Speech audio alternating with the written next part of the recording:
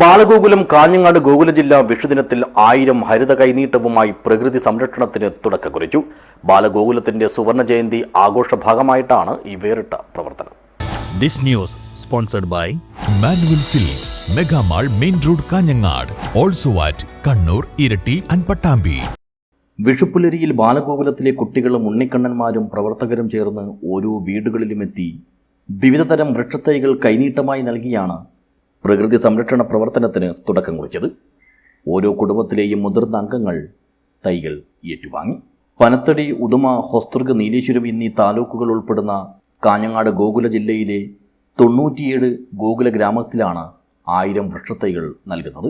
ബാലഗോകുലത്തിൻ്റെ സുവർണ ജയന്തി ആഘോഷങ്ങളുടെ ഭാഗമായിട്ടാണ് വേറിട്ടതും മാതൃകാപരവുമായ ഈ പ്രവർത്തനം. കാസർഗോഡ് ഫോറസ്റ്റിൻ്റെ ജില്ലാ നഴ്സറിയിൽ നിന്നും ആദ്യഘട്ട വിതരണത്തിനാവശ്യമായ 1000 വൃക്ഷത്തൈകൾ ബാലഗോകുലത്തിന് അനുവദിച്ചു നൽകി. News bureau, Kanhangad.